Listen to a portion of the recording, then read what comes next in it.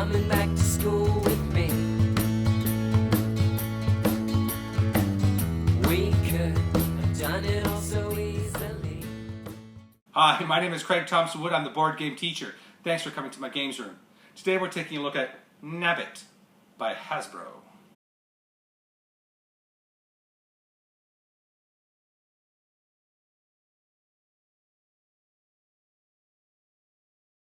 So look at the report card for Nab It. I give the number of players a B. It plays from 2 to 4 players, so it's I think it's a game that could easily accommodate 2 to 4 players. So really, I mean, that makes for a small group setting, something nice for maybe a daily 5 center or a family game night or something. So nice amount of players with 4, so B. So for learning, I'm going to give the game a B+. As it says right here from the makers of Scrabble, it's very much like a Scrabble game, except here now you're stacking the tiles instead of just going in lines and building on that. So you're still building horizontally, vertically, but you're also now building in the third dimension. You're building up as well as you stack the tiles on top of each other. So it allows for a lot more creativity, also has some good strategy in there, so I think that there is a lot that the kids could be learning from this through their creative play of the game. So for that reason, I give it the B+. For fun, I'm going to give the game a B+. I think this game, to me, is a lot more fun than Scrabble because of the fact that you can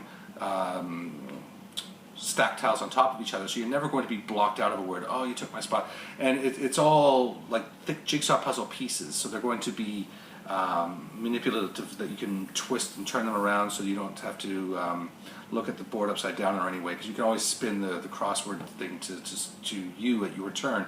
Again, if you watch my extended video, I'll show you how that works.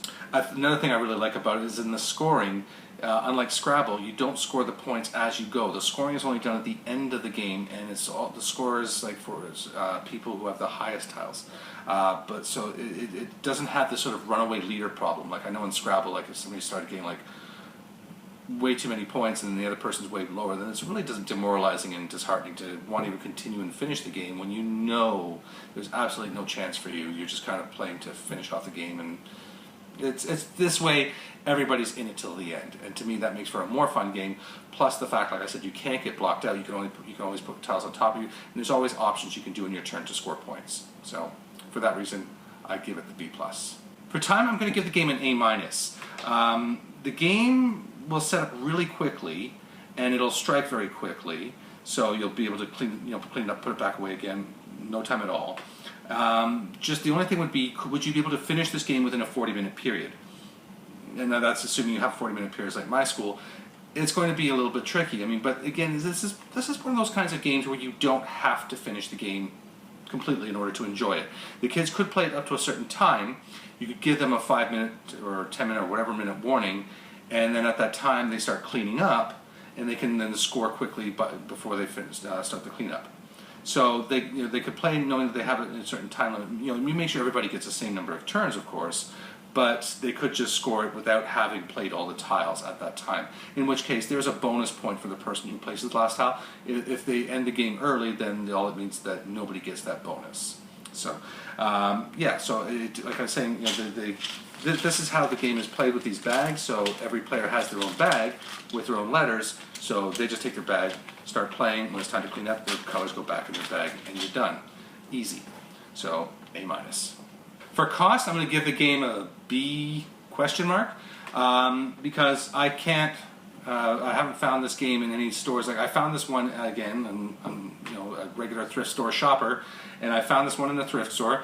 But if you find this game at a local Walmart, Target, or a thrift store, if you're lucky enough to find one there like I did, then I would recommend getting it. But if you're paying $20 to $30 for this game in your classroom, I think that's worth it, and that's what I think the price range would be for a game like this, which I think would be a B. If it would be nicer if it could accommodate more players, it would make that cost consideration better, but it doesn't. So for that reason, I give it the B with a question mark. Well, that's going to wrap it up for today's episode. If you have any questions about Nab It, or you have any ideas for other games you might like to see on this channel, please leave me a message in the comment section below. If you have any ideas for content you might like to see on the channel, again, leave me a message in the comment section below. But until next time, I'm Craig Thompson with the Board Game Teacher saying Thanks for coming to the classroom.